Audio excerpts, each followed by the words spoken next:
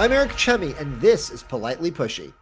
Jonathan, thanks for joining me today on the Politely Pushy podcast. I'm really excited. I've been excited to do this episode for a while. For those of you, listening who don't know, you're the CEO and founder of KinectAir. We're going to get into what exactly that is, because I feel like every time I look, you guys are growing, getting bigger, doing something different. Your background is very interesting for how you got here. And I know you're on the road today. It looks like you're at home. It looks like you're in your kitchen, but I know you are in the RV on the move today. So it sort of fits the ethos, right? It's a company that's in motion. You're in motion. So thanks for joining me on the podcast today. That's right. Turtle living. I'm carrying my home on my back. So I am in my kitchen right now. So I'm going to start with the dumb comment of what I think I used to know about KinectAir. It's like democratizing the private airsphere, like democratizing private jet experience. And I remember it was originally like a Pacific Northwest product. Now you seem to be nationwide from when I was looking today on some flights that I wish I had taken recently and not tried to drive. And it's this idea of like the smaller planes, these shorter flights, these kind of not the puddle jumpers, but getting to these things that would take a long time to drive, but would be really short in flying. So help me understand where I went wrong and help the audience understand exactly what KinectAir is. Well, I think you did a really good job with it, Eric. Thanks. And I think you did a kind job with it too. I will make one correction that one of the differentiators in providing on-demand air charter in an app, which is basically KinectAir, is the types of aircraft that we put on our network are actually propeller driven. And that makes the price much more accessible for people. And it also decreases the environmental footprint from a private jet. Propellers, that's old school. I feel like that's like the classic plane that obviously you don't think about these days, kind of when you're looking at the airport, right? You don't think of the propeller planes. Are they where's the technology on that? Are they modern tech, or is it kind of legacy tech that, hey, it's just as good? Like, what's the kind of cost benefit analysis on the technology there?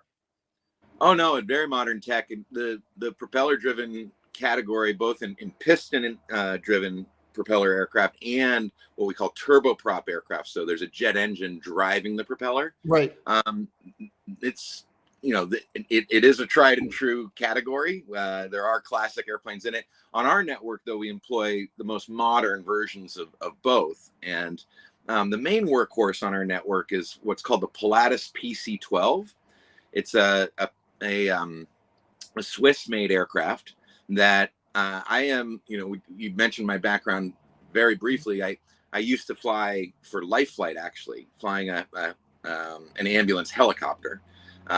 And the fixed wing airplanes that we would interact with in that fleet were almost always Pilatus PC-12s at this point, because they're so robust and capable, efficient, and trustworthy. And truly, a state-of-the-art aircraft that provides the pilot and the passengers just an amazing experience at around 300 miles per hour. And it's a pressurized cabin, much like a private jet. And it's, in fact, got a nice, big, wide cabin compared to the jets that it competes with in the category. So I actually kind of call it the sort of the four-wheel drive sprinter van of the sky. You can actually take 4 people and 4 mountain bikes in the back and literally land on the north rim of the Grand Canyon on a dirt strip in this machine and have the ultimate adventure. It's just as comfortable flying between Portland PDX International Airport down to the Bay Area, and instead of landing at SFO down there, we would land at San Carlos, a smaller, more localized airfield. And this airplane and the other airplanes that are on our network are capable of landing and taking off in much shorter distances than jets as well. And that's a huge part of what we make accessible on the KinectAir network. It's the choice of the aircraft, and then offering you literally 5,000 public airfields around the country in that coast to coast coverage that you mentioned. We got a lot to break down here. So I'm not smart enough to keep up with all of that. So I'm gonna go with these very basic, simple questions. For one, I don't think of the Swiss as making airplanes. I think of them as chocolate skiing, Roger Federer, and neutrality and banks. But I don't think of them as making the best airplane you can buy. Oh, you didn't say a Swiss watch though, right? And Right, watches too. Right, right. Yeah. And I'd say, yeah, the Pilatus is a great example of that kind of level of engineering. I've actually visited the factory, and it's just an amazing outfit. And they produce just two aircraft, two main aircraft. Now there's another one from the military, but the PC-12 is this turboprop, single engine turboprop that really is a category leader at this point in the cabin and capability. And like I say, just trusted by everybody from life flight to personal owners that want to have a private aircraft and put it to work on our network. And when they're not flying it, they also have the Pilatus PC-24, which is a jet. And what they're known for is actually the combination of providing really robust engineering in that sort of elegant private jet style that you're talking about, but also both aircraft were designed for being able to operate in the bush, we say, and were originally designed for, I believe that the story is that it was designed for, the PC-12 was designed for missionary work in Africa. And so the ground game of these aircraft is really one of the strongest parts of the flying experience. And I'd say the same thing about KinectAir. It's the localization. It's flying from where you actually are to where you actually want to be, point to point. That is so novel for anybody that has never flown a private aircraft charter. You'll be amazed by the ground experience when you arrive to, the general aviation terminal instead of the big international terminal. Right. There's no TSA. There's no corrals. There are no lines. You just show up. Our pilot might even hand you a nice hot cup of coffee as he or she is meeting you, and then you'll walk out to the aircraft with them, and you'll be on your way within 10 minutes of arriving. And that frictionlessness is really powerful. And then again, instead of flying on a hub and spoke system and sort of a big bus in the sky with a whole lot of other people, and literally we've all had that experience of flying over our destination to the hub and then landing, going across the terminal, getting into a regional aircraft, and then coming back to where we're actually trying to go. And even that airfield might not be close to our actual door destination. I guarantee you that one of these 5,000 airfields is. I think the stat, if I get it right, is something like 70% of the population lives within 20 minutes of one of these 5,000 airfields. And like I say, we can literally, with our fleet, land and take off in any of them. And if you include the private airfields that are owned by folks that are also on our charts, there are actually 40,000 of those airfields. Wow. So just to try to give you an idea of what that order of magnitude is, there are more of these general use airfields, 5,000 of them, than there are, targets in the United States, for example. I think there are only 3,000 of those. And I guess Target's just closing a few more. So your lead is growing on that one. Yeah. Your background though, so you mentioned being a pilot. You've also, the website, anyone can find it, says you sold a tech company, your drone software company, to Verizon many years ago. So you're a tech guy and you're a pilot. Like, obviously this company makes sense from that combination, but just explain a little bit about your background in both of those dimensions. Yeah, I guess I'd say it's almost inevitable. At this point, I'm 45 now, but I got started in my career at 19 in the Army flying Black Hawk helicopters. I never could have imagined that I would get to, have the privilege of starting a software company or two now in the aviation space, which is my first love. I flew for 9 years in the Army, Black Hawk helicopters, both in a medevac capacity. You can see a little bit of a strain there. I like to fly with a purpose, and having an ambulance in your hands is always important and helpful. And I got out of the Army in 2006, and a few hops, skips, and jumps. I ended up flying life flight all over the West, basically in single engine helicopters, single pilot helicopters with a crew of paramedic and a nurse. I flew 3 years up in Alaska doing that. and then came down to Oregon in, I guess it must have been about 2008 or so. Then took a job in Eugene, where the U of O is, where I live now, and started Skyward, my first company, while I was on standby duty as a life flight pilot. Because the truth is about any first responder duty, I guess, is you have a lot of standby time, and Yep. I joke that you can even scrape the bottom of the internet on a subject you might be intellectually curious about. And again, being aviation soaked since I was a kid, and eyes on the sky, and kind of a geeky pilot. I was a network administrator in the Army as well, and I read Wired and TechCrunch, and I'm well immersed in the technosphere, I guess. I always have been. It occurred to me that drones, or what I saw really as aerial robots, were truly going to be the catalytic, cutting edge technology to join this beloved river of aviation I'd been floating down for a while, and truly make it an information age set of technologies. And I believed that that was the drone was sort of the harbinger of it, but it would need ultimately the tracks to join, right? Like if they were the trains, then you needed these digital tracks in the sky. And that's kind of the way I always view. You can see that KinectAir is also a network. I'm more of a forest guy than the specific trees, and I could see that the drones would basically need to follow the same rules of the road that I was following as an analog helicopter pilot, and that they had the ability to be software defined in following those rules. And ultimately, if you could take all of the knowledge that we had as aviators in the analog world, and really distill and condense that into software, that you could network drones themselves like a flying IoT in regulated airspaces. And that's key. There we see drones in the sky now. DJI has sort of provided us the iPhone moment of how powerful these little robots can be.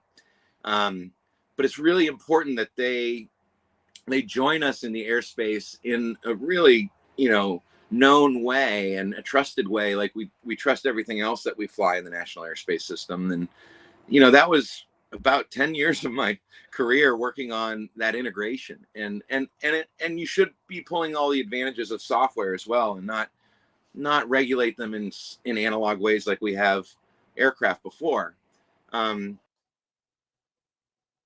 That software conduit is a company called Skyward. I guess I didn't mention that. Skyward was the name of the company. And we lived a very I'd almost say traditional now venture-backed story in or maybe you could say satirized venture-backed story in the show Silicon Valley, if you're familiar with it. We definitely lived that dream, and we raised over $8 million. And one of our early investors was Verizon Ventures, and they obviously shared a vision at Verizon that a flying network of IoT made sense as well, and they could connect more devices to the network, the most robust network in the United States. And so that that vision came to a confluence together, and I was very, very fortunate to sort of be surprised by an acquisition offer that came in, and it seemed like the exact right place to continue the sort of kernel of intelligence that we built in Skyward as a startup into the art of the possible at industrial scale with Verizon. To be totally honest, it didn't come to fruition. I lived at Skyward and Verizon for 3 years, and we did drive the company and the project and the vision towards a new scale and industrial effort, I'd say.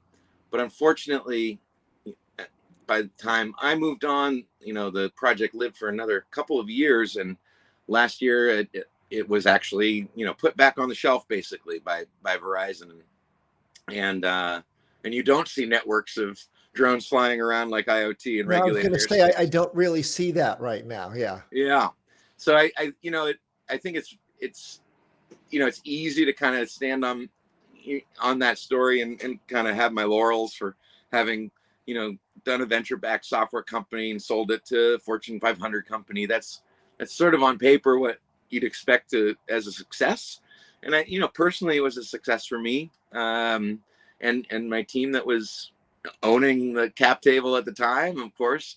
But yeah, it's still a dream kind of unfulfilled, I guess. And I lament that the innovator's dilemma. I thought, if you read Clayton Christensen's Innovator's Dilemma, I think with Skyward we really lived the hype cycle of that technology, and then we were fortunate to sell it at the top of that first curve of the hype cycle. And then we did enter into the trough with more patient money in Verizon, and that was a really good effort and project and the right way to go then.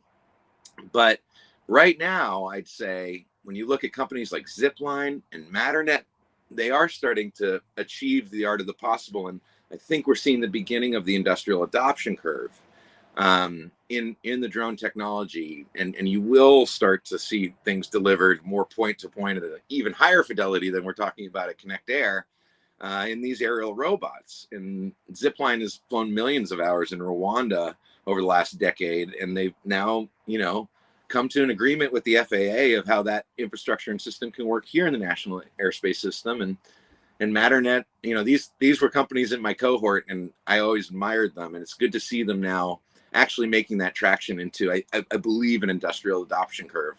And unfortunately, Skyward and Verizon, we aren't the tracks to those trains right now, and kind of missed opportunity there. So that I appreciate that story. It is, there's a lot there to unpack in terms of what it can seem like success on paper, but a dream left unfulfilled. So we'll see how that progresses over time, and maybe there's another chapter to your story with that. But here on KinectAir, explain then. Is it that you own the planes, that you lease? Like, is it contractors? Is it as employees? Is it like an Uber model? Is it just an app? Like, where is the ownership in terms of what the company's assets are versus what's just a platform for others to provide?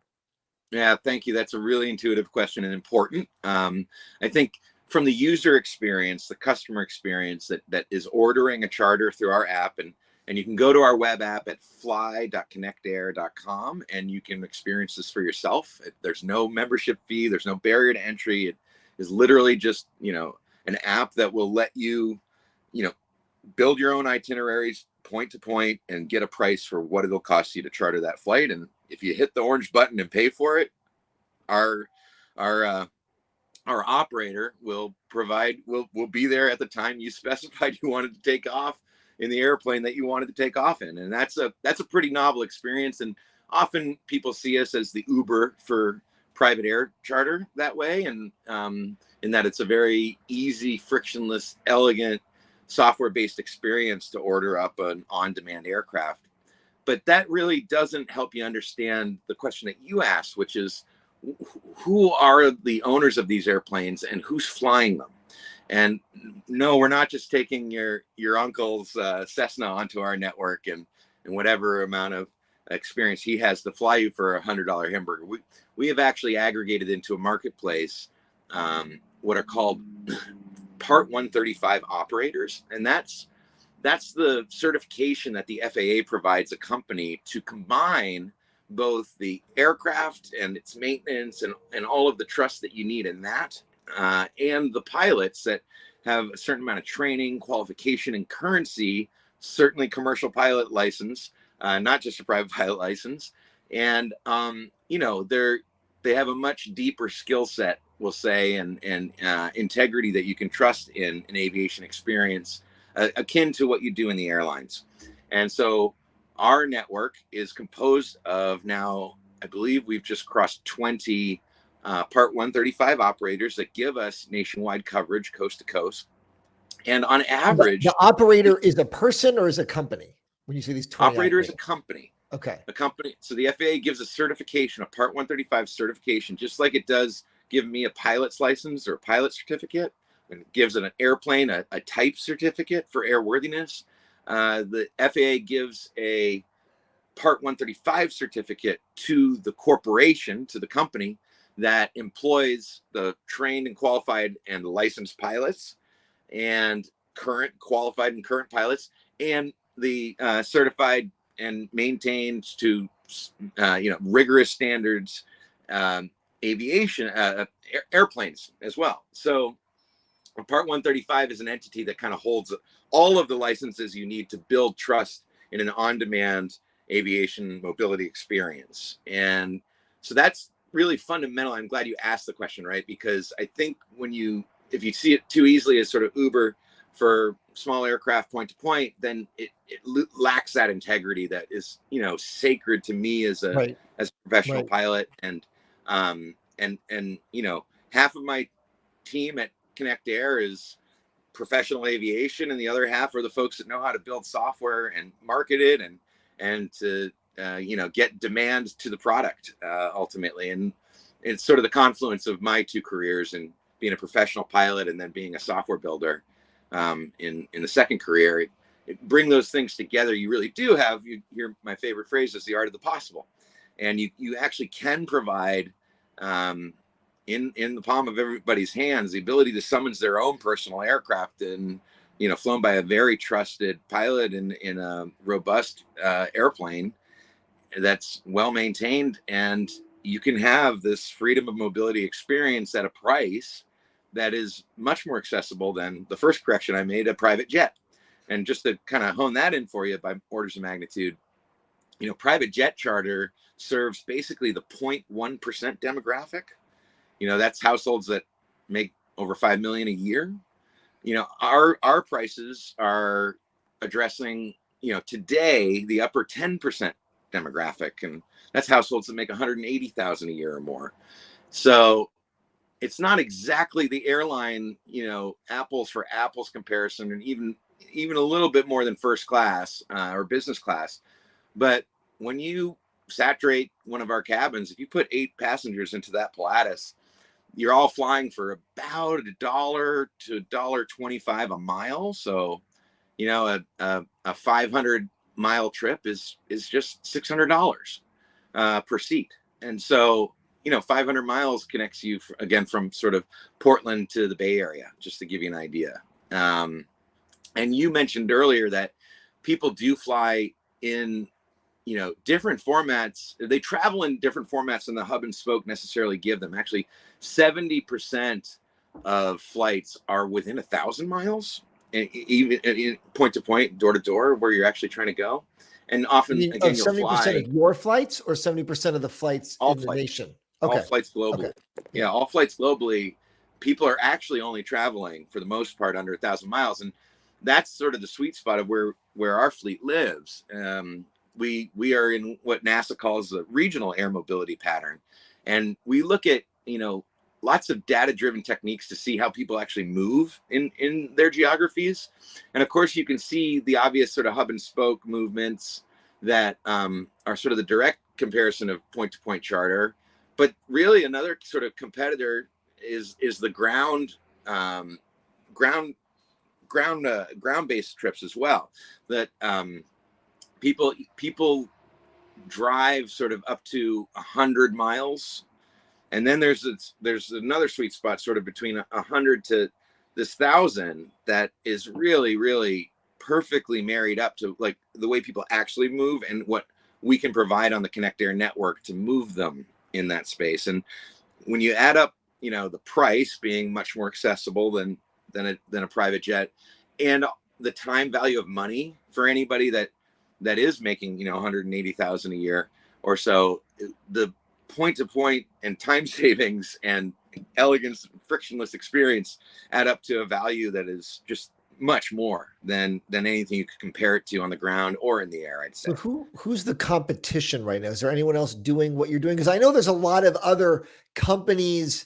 There's like Wheels Up, and there's, I had friends from CNBC that they had their own app. I saw them doing private jets on their app. It's like, oh no, we started this app, right? So I know there's a lot of options out there, but maybe they're at different price points, different kinds of aircraft. What is the competitive landscape that you're in? Sure. So Wheels Up predominantly operates jets. They do have some turboprop aircraft in the King Air, which we also have on our fleet. So it's a good comparison. And I'd say the first differentiator is that there is a barrier to entry to join Wheels Up or NetJets or any of the sort of larger networks that have been established at this point. you have to pay a membership fee to be able to even have that app in your hand if they have one. In addition, I'd say that the software efforts I've seen out there in other aviation services are not as robust as ours. And I'd say that, not to try to kick anybody, it's just that building software is actually and I'm not even a coder, building teams that build software well is honestly the hardest thing I've done in my career, I'd say. And I compare that to basic training in the Army and flight school. And it's really, it's not an easy thing. I think because of the elegance of software in the palms of our hands and these supercomputers today, we kind of all think that we could just build an app because we're so good at using them. But to actually, not only code that app, but understand the tool that you're building and into whose hand you're putting it and for what purpose is a very complex equation. And you can build a lot of the wrong things in the wrong directions, and you end up with things like we call tech debt, that the software just doesn't work for the users in a harmonized way. And so I think, especially on my second rodeo in building a software company, my co-founding CTO, Ben Howard, and I both committed to what we say, not building a monument to computer science. Often you can try to build software that you think in your own mind and design is the right thing. And you can be almost enamored of the technology, that monument to computer science and what you're building, when you haven't really taken the time to understand, am I building a flathead or a Phillips head and looking at the screw that you actually want to turn, right?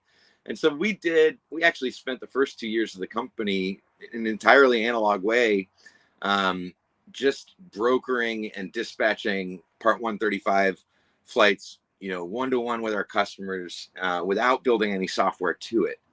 And then once we really hit the ground running about 1.5 years ago with the software, that was when we had already done a lot of discovery about what does a customer need in that app-based experience, and probably more importantly, what does the operator need? Because these are, like I've already said, highly regulated assets and well-trained licensed pilots that are flying to a robust set of rules of the road that need to be conformed to. And the aviation side of the equation doesn't easily trust software either, unless it's really quite robust. And so we worked very closely with the operators to make sure that we were building the right software. And so now when you do pull up, fly.kinectair.com and do your itinerary from your door to the door you want to go to, you're looking at the actual, digitized objects of those operators' real metal infrastructure and human pilots and their schedules and their duty time requirements and all of the rule set that it takes to safely dispatch one of those aircraft for the price that we're providing you. I think it was Steve Jobs who said that one of the most complex things to do is to create simplicity in an experience. And I think that's what we've done here. And I hope you'd agree when you pull up your own itinerary that there's a real elegance to the simplicity of that. And behind it is this unbelievably robust and complex equation that's well regulated by the FAA and the CAAs of the world. Talk about safety in the sense that you always hear stories like from the uninformed, right? If you open the newspaper, it's always a little plane that crashes. It's very rarely a big plane. You always heard like, okay, 747s never crash unless they were shot down, by a missile or something. But the little ones, you see the track record there. What do you tell people who they're in that $250,000 company? I want to be able to do this, but I'm scared because the big planes, other than maybe those Boeings recently, the big planes typically don't crash. Yeah, what I usually say is that the biggest risk that you're going to take in the day is driving to and from the airport by the numbers. And that's well borne out, whether you're talking about the airlines or the charter category and the smaller aircraft. We have, there are different degrees of how many nines of safety are there, Right. but compared to the ground-based system that you're driving on, if you can just think in pure statistics, you're orders of magnitude safer on our aircraft than you are in the car getting there. So, I mean, that's the biggest True. It's contrast. probably a headline thing, right? You see the headlines on the planes, but yet thousands of people die every day in car crashes, and you never hear about that.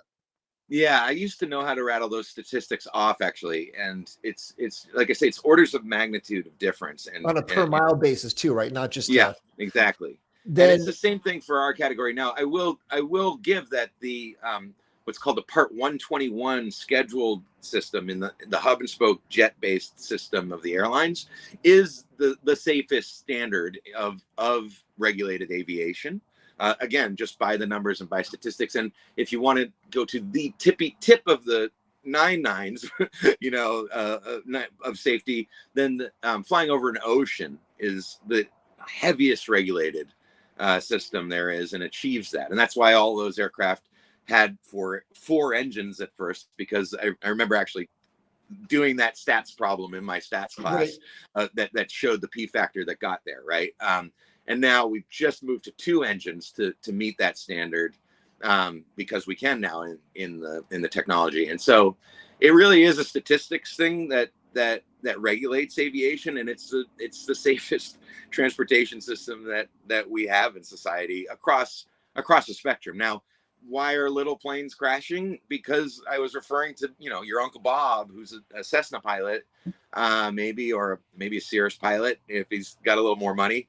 In the hands of a recreational pilot, that you don't get those nines of safety. You don't get that regulated, robust.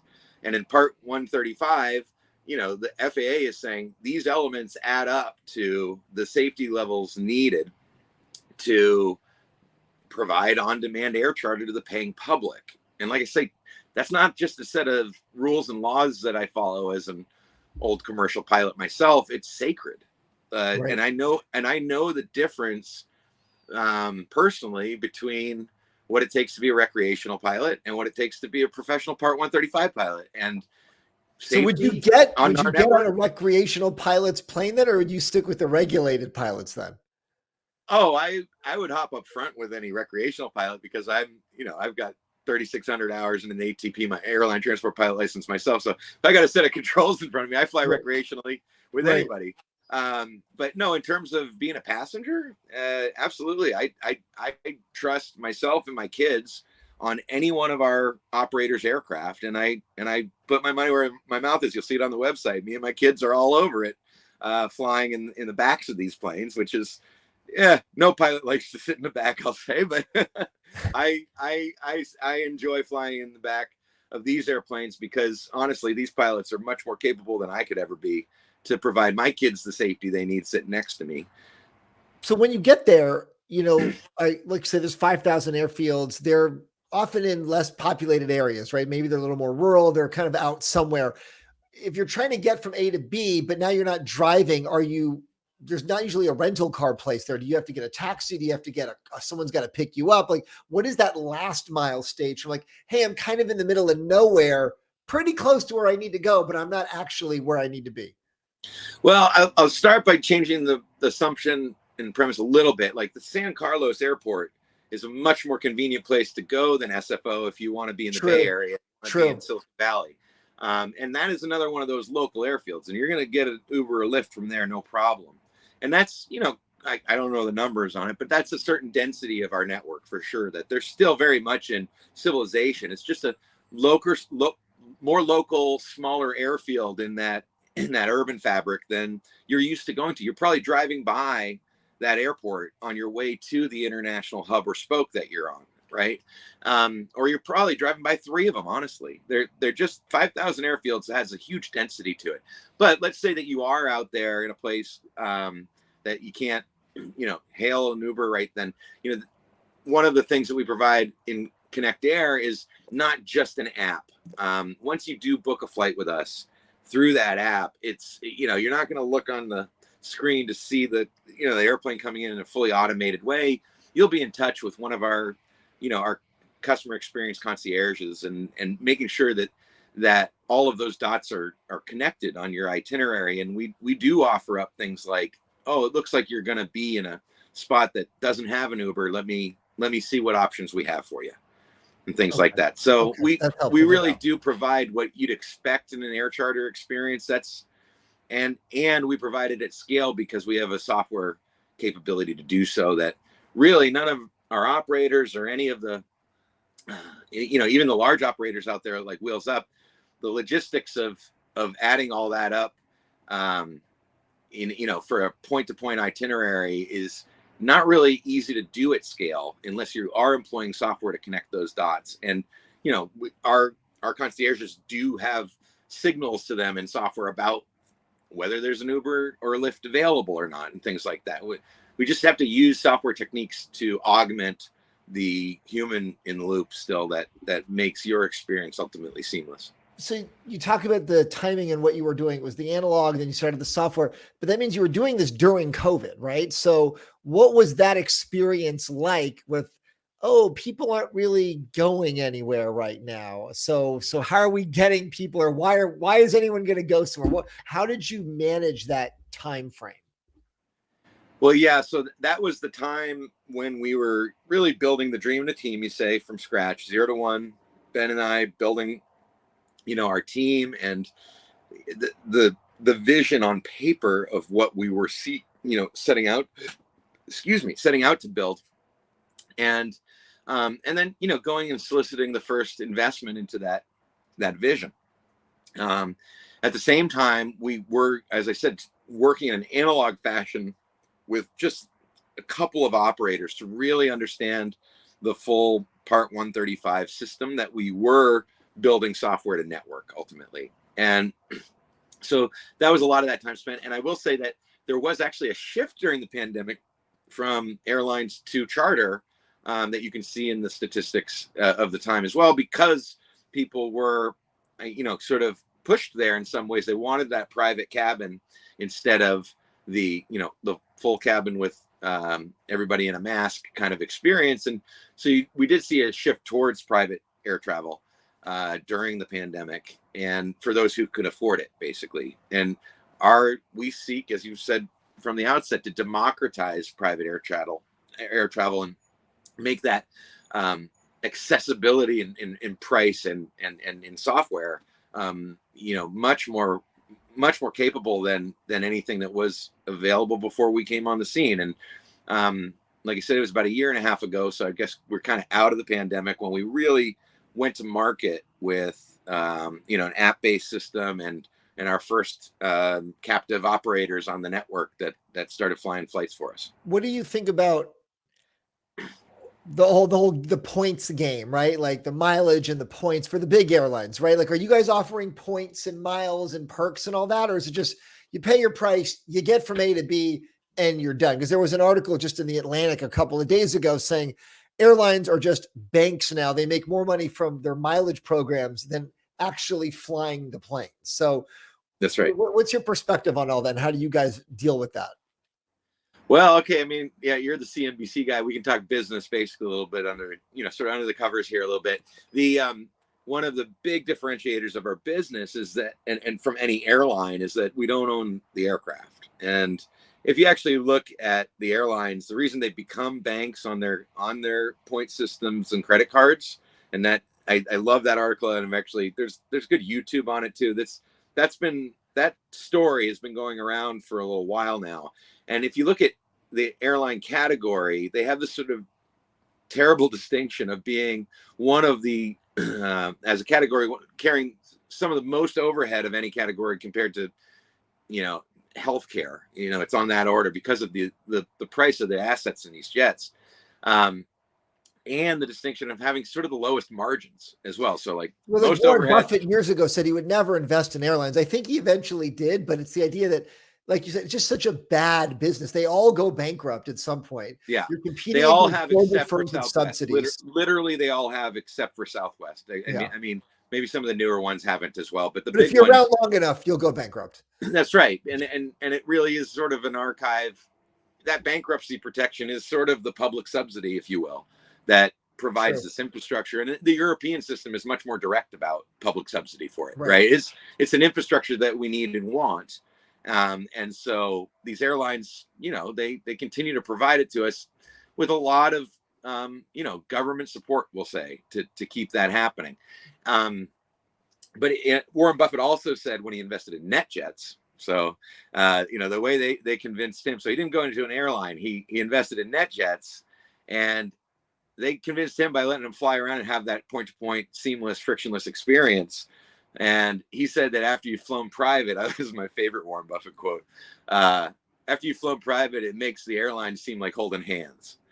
And and so it is such a distinction. It is so different. It is so much more empowering and free and enjoyable, I'll say, as an air mobility experience. Like, we should all be fascinated by the fact that we can fly at all, but when you fly like this, it will blow your mind if you've never done it before. It'll be like, I never knew it could be this good.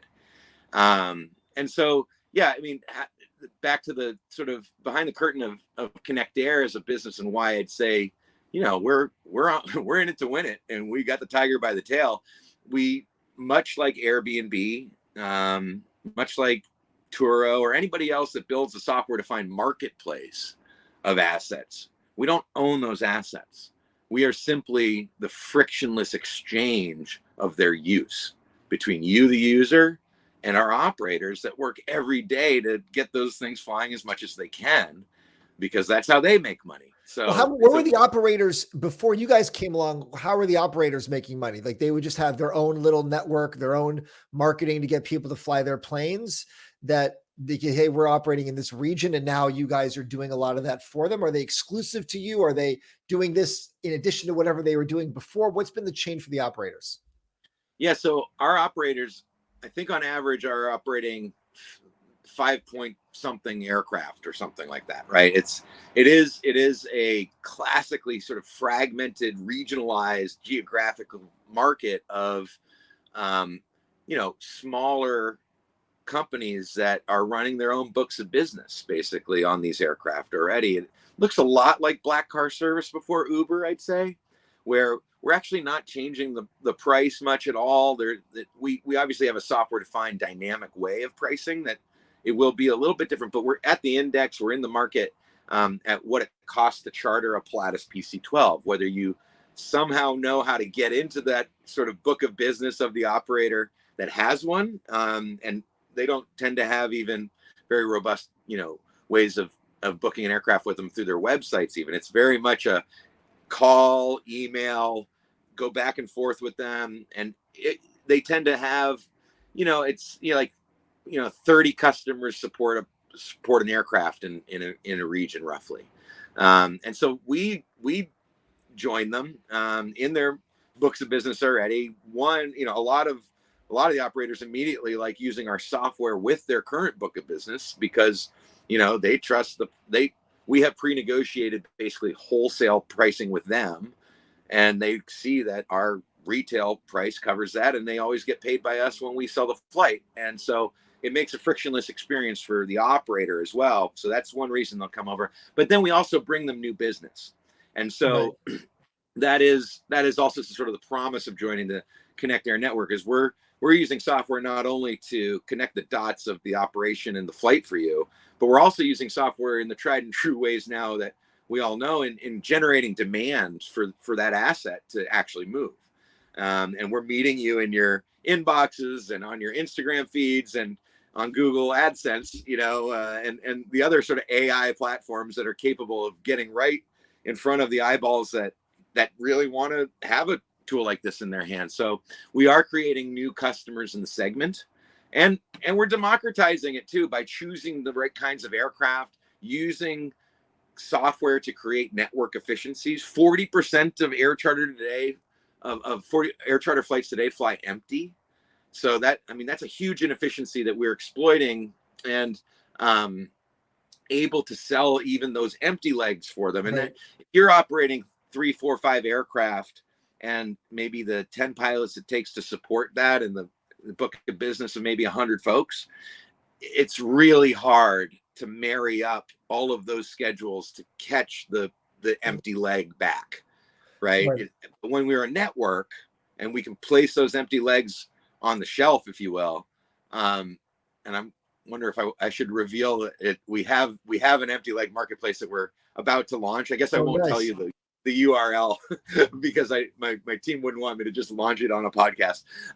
But look for that soon. We'll have a press release and a big splash where those empty legs, they're filling up on the app. Those empty legs are actually sort of on the shelf now, and you can see, all these point-to-point itineraries that basically already been built. So you give the flexibility of time to us, and we'll give you a half-price private charter flight. Oh, that'd be great. I would be happy to jump on something for a deal. And the customer.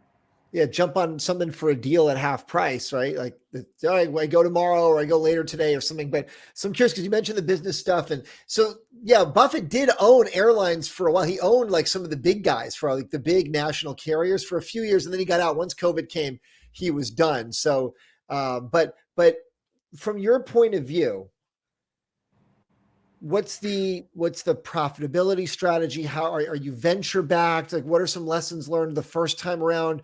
What's the funding source this time around? And how are you looking to exit it, scale it up? And when do you think you can get to profits? Yeah. So we are venture backed, really a syndicate of angels. I'd say this time is a little different than last time with Skyward with me, where it had much more institutional venture backing. And true Sandhill Road, shoe leather Spence, in making those pitches and garnering that investment. This time had a much more intimate network of investors that are, honestly, they all share a certain passion for aviation as well. And they share the vision for sure that the art of the possible is here, that we can bring robust aviation technologies to a confluence with robust software driven technologies and actually create the network effects that you seek in a marketplace company like this. And again, our operators win by being on a harmonized network with us and us selling. You could pick up an empty leg on one operator going this way and an empty leg on another operator on our network going the other way. And that's, that doesn't happen in the airlines really at all. And it's super dynamic when you put it into software defined capability to do that. So I mean, the other difference between Skyward and KinectAir that I'm like really pleased about this time is it's not so much of a loss leading company to try to like get into some future hockey stick of growth. And, we know that's the sort of classic formula of a venture backed tech company, and Skyward very much aimed on to that strategy, we'll say. And like we said, the hockey stick of the many networks of drones are still not in the sky. So we kind of stayed on that part of the ramp. This time, the company is built from the outset to be unit economically profitable. So, like I say, we have a very simple business model. We pre-negotiate with our network operators the prices it costs us to move them around in space with our app, and they invoice us for that known cost to us. And the price you're going to get includes margin, and we aim for about 15% to 20% margin. And again, it's dynamic and software based. And so we kind of have a post facto sense of how we actually do. And when we continue to tune it in, but we're there, we're in the 15 to 20% unit economic profitability on every flight that we sell. So, and then when you kind of want to take maybe they're more like SaaS based metrics, but, if you look at the cost of customer acquisition to the lifetime value proportion, the ratio that we have, it's enviable to any SaaS company because the cost of customer acquisition, that's if some of our backing is about that, is about acquiring these new customers, bringing new customers to the market. And you would say that there's some loss leading activity there, I guess. But the lifetime value of especially a repeat customer to us is enormous. And so that the CAC to LTV is, like I say, it's enviable to any SaaS company I've ever looked at. I'm not going to quote you the number right now mainly because I don't know it. I don't want to get it wrong. But I anybody that sort of speaks that language knows what I'm talking about. And you could probably see that, right? Like the average ticket we sell is about $6,000. And, if you've got just one customer doing that 2 or 3 times a year, it's an amazing amount of revenue you make off of just one customer. So, the business is in its DNA. It's a healthy business and designed to be, and we're we're looking at the break-even line right now. We continue to work the elasticities towards it with our investors, of course, and we are in very much, as you've seen, a growth and scaling mode. So that does take more capital input, but fundamentally, I can see the line, and I can see us going above it, given our own destiny and choices, actually, and not even needing to necessarily raise more capital than we have.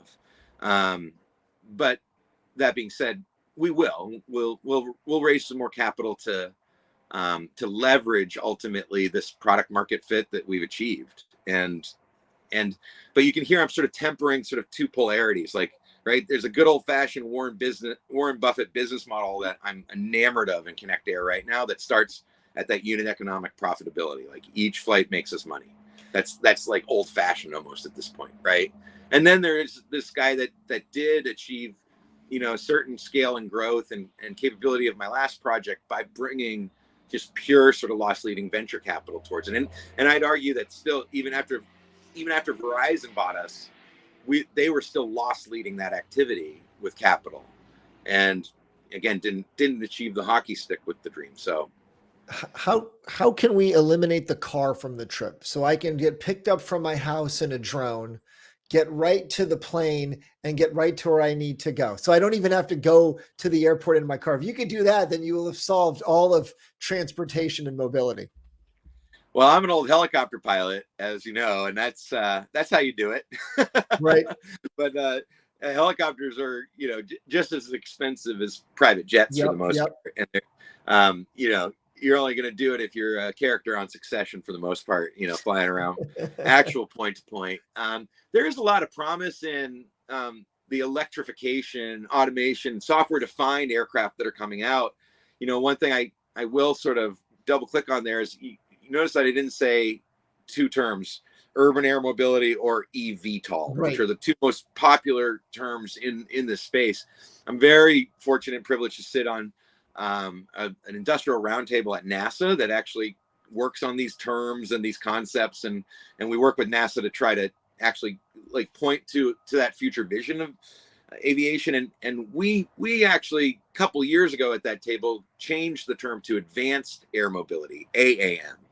And advanced air mobility encapsulates a basket of technologies that include electrified aircraft. And I'm really bullish on electrifying what are called eCTOL aircraft, or electric conventional takeoff and landing. So electric airplanes, right? Propeller driven airplanes.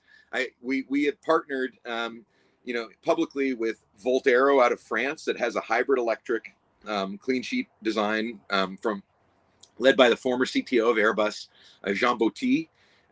Very viable that aircraft will come to market and onto our network when it is produced.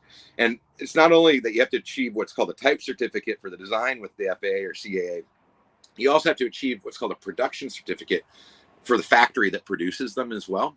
And so there's like a lot of work to do to get any electric, new aircraft certified to market. Beta has also recently pivoted in public from being an eVTOL play in the category to an eCTOL one. And I can just tell you, as an old VTOL pilot without the E, vertical takeoff and landing in a helicopter, and I've only ever done it in helicopters that are driven by, fossil fuels. And the engines that were driving those screws for me have been iterated on and certified for decades and optimized for jet fuel driving them, especially in the rooftop to rooftop format where I flew as an ambulance pilot most often to like hospital rooftops with a patient. So really close to your sort of gross weight at the edge of the envelope, we'd say. That's the only place that I've ever regularly been in the yellow and like up to the red line. I mean regularly. And that's again on these sort of tried and true technologies in jets and helicopters that are capable of doing that and appropriately employed to do it in an ambulance capacity. But to certify, a LiPo based fuel system with as much weight that you have to take as a tax into that engineering, into a vertical format, which is just one of the most challenging aerodynamic places to operate. It's really at the edge of any engineering envelope. I don't see those sort of engineering equations, certification paths, and ultimately market and unit economics adding up to a democratization. I'm not saying I don't think that there'll be an eVTOL aircraft certified and produced. I just have trouble seeing it moving anytime soon towards the kinds of scale and density that it'll take to bring the price down. Whereas we already are employing the state-of-the-art aircraft that bring that price down in propeller-driven technologies that are robust and tried and true on the 5,000 airfields in a traditional airplane format, to fly you today. And these electric aircraft, I should also mention our partner Electra, based in the United States, who also building an electric eCTOL aircraft.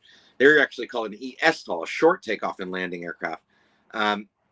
Those airplanes are going to join our regional air mobility pattern that we're in today, and they're going to continue to drive the price down, right? And we're already on the mission to provide on-demand air charter to more and more people, and we're doing it today with today's technology. I'm looking forward to companies like Volterra, Electra. Eviation is gorgeous. Those airplanes coming in and electrifying in hybrid versions, that will happen. That is in the art of the possible, and that will continue to bring the price down further. I am blown away by everything you've said. This has been such a fascinating conversation. We went over time, but I know you have to go, and I could be here all day because your knowledge base is so impressive, and your ability to synthesize these two worlds of technology and aviation. I'm so glad we got to do this. I look forward to what your whole company is going to be able to do over the next, 12 months, the next 5 years. And just thank you so much for the time today, Jonathan. Oh, you're really kind, Eric. Wow. Thank you. Yeah, thank you. This was a really enjoyable conversation.